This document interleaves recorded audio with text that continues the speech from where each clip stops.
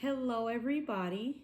I am Katrina the Christian, and I am back with another word from the Lord. Today's word is about the church and the kingdom. The church is a body of Christian believers associated by covenant or promise, having faith and fellowship in the gospel, being committed to the Bible's teaching, also exercising the gifts and privileges invested in them by the Holy Spirit, observing the practices of baptism and communion, and seeking to extend the good news to the ends of the earth.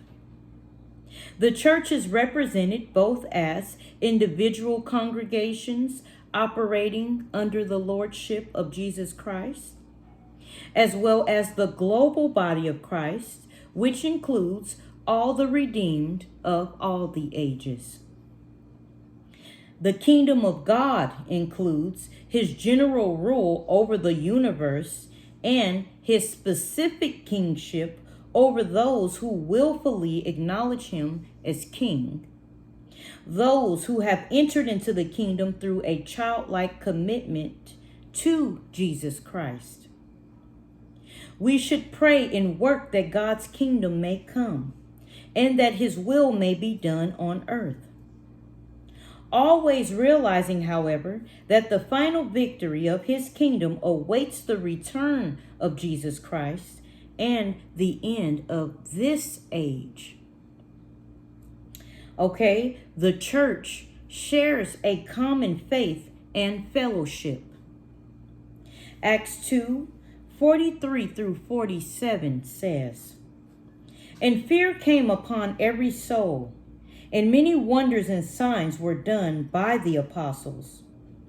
And all that believed were together, and had all things common, and sold their possessions and goods, and parted them to all men as every man had need.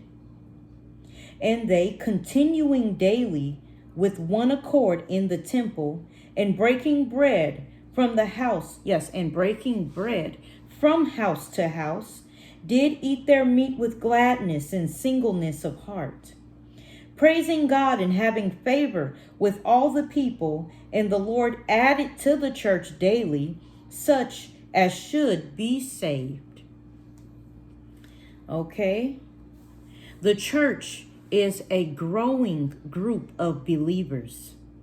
Acts 5 verses 12 through 14 says, "And by the hands of the apostles were many signs and wonders wrought among the people.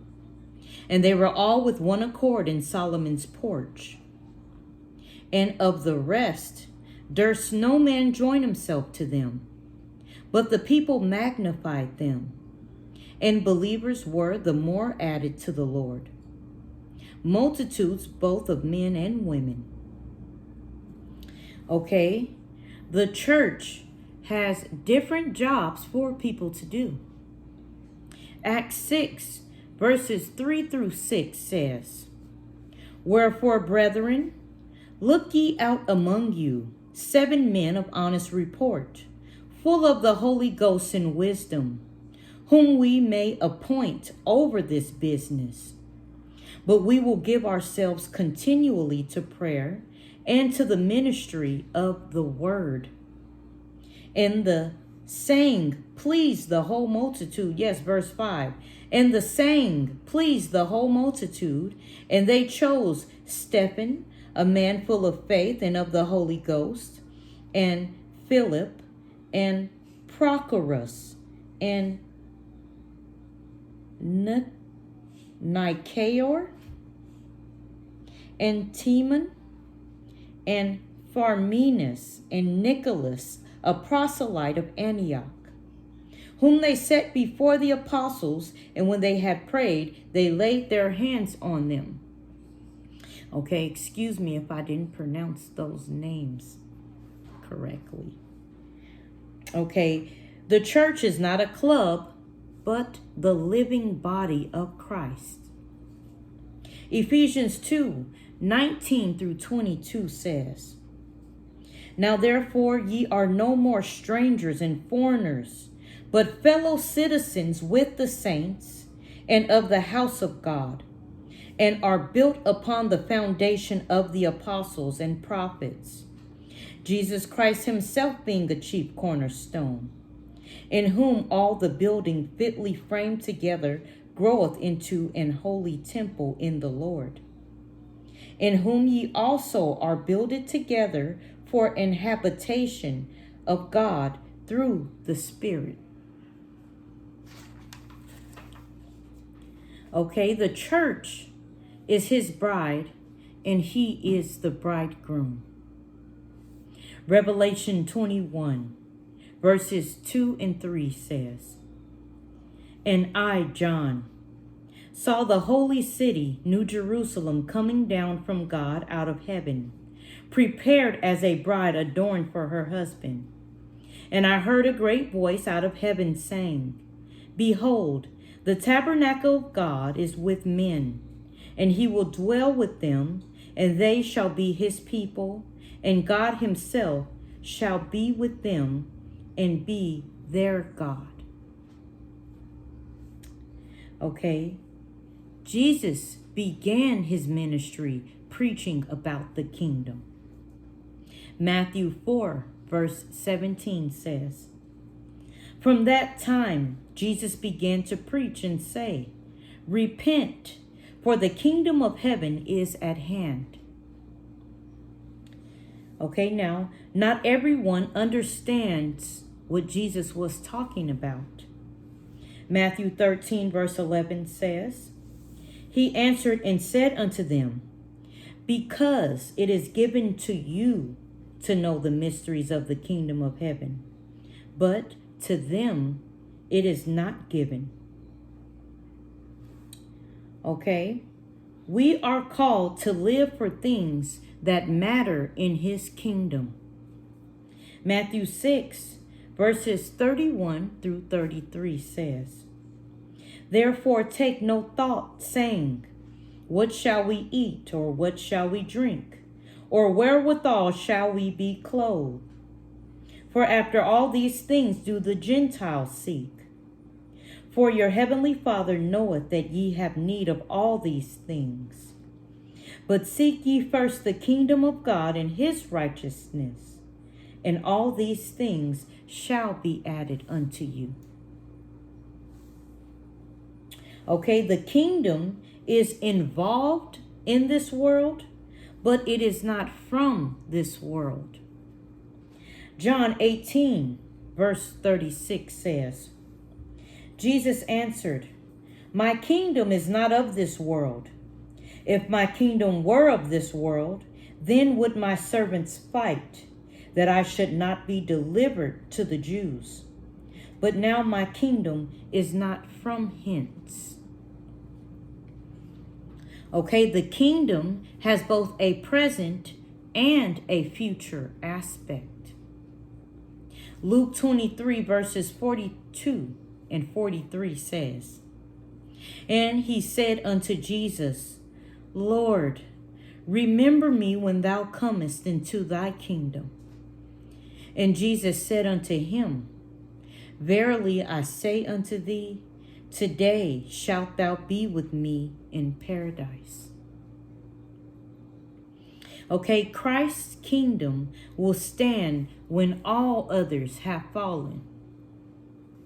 Revelation 11, verse 15 says, "And the seventh angel sounded, and there were great voices in heaven saying, The kingdoms of this world are become the kingdoms of our Lord and of his Christ, and he shall reign forever and ever." Okay, yes, that concludes what I have today for the church and the kingdom. Okay, before I go, I would like to share about salvation. Salvation is more than just saying a prayer or making a decision for Christ. Salvation is a sovereign act of God, whereby an unregenerate sinner is washed, renewed, and born again by the Holy Spirit. Okay, John 3 verse 3 says, Jesus answered and said to him, most assuredly I say to you, unless one is born again, he cannot see the kingdom of God. Okay, Titus 3 verse 5 says, not by works of righteousness which we have done, but according to his mercy he saved us, through the washing of regeneration and renewing of the Holy Spirit. When salvation occurs, God gives the repentant sinner a new heart and puts a new spirit within him, as we read in Ezekiel 36, verse 26. I will give you a new heart and put a new spirit within you. I will take the heart of stone out of your flesh and give you a heart of flesh. Okay, the Holy Spirit will cause the saved person to walk in obedience to God's word. Ezekiel 36, verse 27 says, I will put my spirit within you and cause you to walk in my statutes, and you will keep my judgments and do them. Okay, James 2, verse 26 says, for as the body without the spirit is dead, so faith without works is dead also, okay? Faith without obedience is dead also. Okay, God is the one who will draw us, open our eyes, and change our heart's desire. Okay, no one can repent and come to God unless God draws that person to himself. Okay? So, if you would like to repent and be renewed, okay, repentance, what I learned from Acts 19, verses 1 through 6, repentance is like the baptism of John, and faith in Jesus Christ is your next step, okay? You must believe in the death, burial, and resurrection of Jesus Christ, okay, to receive the Holy Spirit. Okay, to be washed, renewed, and born again, you must accept him by faith. But he who comes to God must believe that he is God and that he is a rewarder of them who diligently seeks him. Okay, you must turn from sin and turn to God, okay? And that's the whole thing about confessing that you have sinned against the Lord and asking him for forgiveness. So I would like to say a prayer of repentance for anyone who would like to receive revival in their hearts, who just would like to touch and agree with someone to get their prayers started. Okay, just repeat after me. Heavenly Father, I admit that I have sinned against you, and I ask for your forgiveness. I believe you died on the cross and rose from the dead. I turn from my sin. I repent of my sin. I invite you inside my heart, in my life, and I want to trust and follow you as my Lord and Savior. And we ask all these things in Jesus' name. Amen. Okay.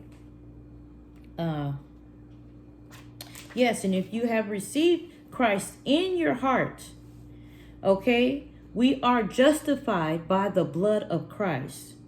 Okay, and being justified means that is God's grace, that we have overcome the penalty of sin through the blood of Jesus.